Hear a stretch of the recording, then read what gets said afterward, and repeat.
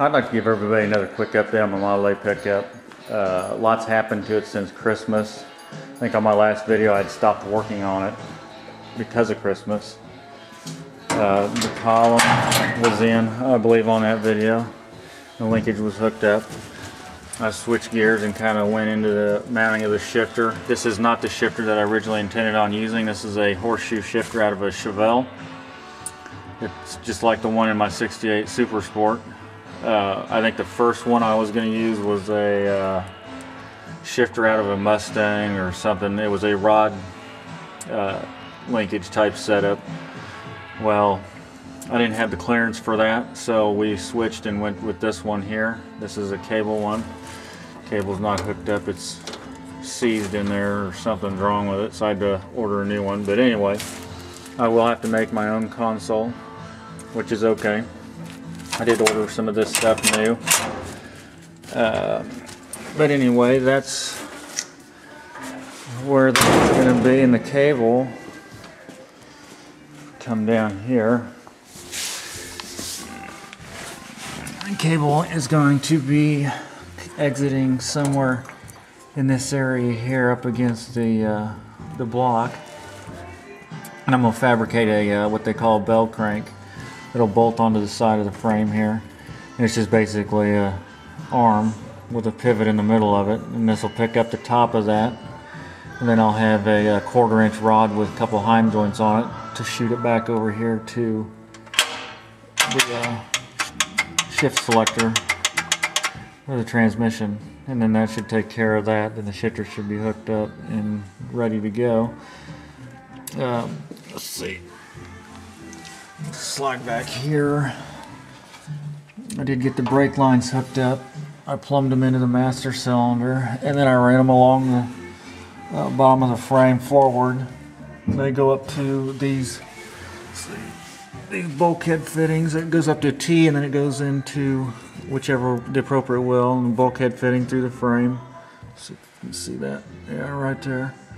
And it goes, this one here goes forward, and then it shoots across the cross member, and you can't see it because the rack and all that crap's in the way, but then it goes over to the other side through the frame bulkhead fitting and steel braid line to the caliper. These are the Wilwood calipers that came with my kit. Let's see. Get that so you can see what those look like. Yeah, there they are. Pretty nice calipers. Wish the back matched that, but what can I say, they don't. Speaking of the back, this is what that situation ended up looking like back here. I had to knock some notch here to get the, you know, I don't think they'd ever get to that point, but I didn't want to take that chance, so I went ahead and gave a little bit of a relief there. I did have to order this part new because I had to end up cutting it off, because when I picked this rear end up, it was in a salvage yard and it was sitting in 8 inches of mud. So I went ahead and did that, replaced this, and I put new rotors on it. Let's see, underneath here, crawl back underneath here. I did get the drive shaft put together. I cut it and then took it down and had them finish welding it and balancing it and put new serviceable U-joints in. I mean, for 90 bucks, you can't really go wrong. Let's see, the sway bar, as you can see in this area here, I cut 2 inches out of the middle of this. And I know this is spring steel. I'm going to weld the holy shit out of that, and I think it'll be okay. It'd have to twist off in order to break it. I did fabricate some new mounts for the links, and all this stuff is just tacked together. This area here, if this does end up break, if this is a rock crawler, I'd say, well, I don't have a chance. I think it'll break. But due to the fact I don't think it's gonna, you know, be too flexy, I think this will hold. But if it don't, you know, I'll take it back out and I'll sleeve it. But anyway, that's that. I did get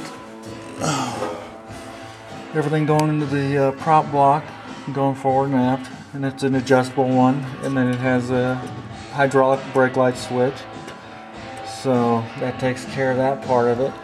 We come back here, and it has two of these. Since I got disc brakes at the back and the front, I had to have two RV valves, residual valves. These are 2 psi, 4 disc brakes.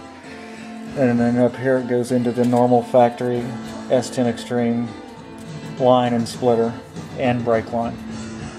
So that's that. And let's get out of there. Back here, hi Shell. Here's my yellow lab Shelby. I did go ahead and put the Trick Flow cover on. This is a supported cover. Has no gasket, so it's leaking like a sieve. But I wanted to see what it looked like, and I wanted to make sure none of the brake lines would be interfered with this different cover. This has all got to come back apart and get painted anyway, so it's not that big a deal. The shocks were a pain in the butt. 47 pages worth of pain in the butt. What I did first was I looked on O'Reilly's website and found out what shock number they call out from the factory. And then I went to the PDF file I downloaded off Monroe's website and found every shock. Went to their PDF, looked at the part number for the shock that was factory for this S10 Extreme, and found out what lower mount they had on it. Then I went through all the shocks on their PDF and found shocks just with this lower mount, because I did not want to have to modify this. This is all factory stuff here.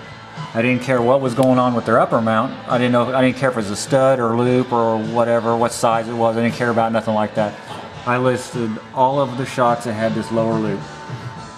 When that was done, I figured out what dimensionally I needed compressed and relaxed, and then come up with a shock that was as close to the dimensions that I needed. And then this one here just happened to have a loop on it, and it didn't matter. It could have had a stud, it didn't matter. And then I fabricated my upper mounts accordingly. But anyhow, that's that. All this stuff is all just tacked together. This frame will have to be gone over and everything will have to be welded and cleaned up, and all the body work and stuff will have to be done to it because I want it to look like something. This little deal over here came off of my girlfriend's 30 coupe. These are the rear bumperettes. I've seen a couple trucks on the internet that have these installed.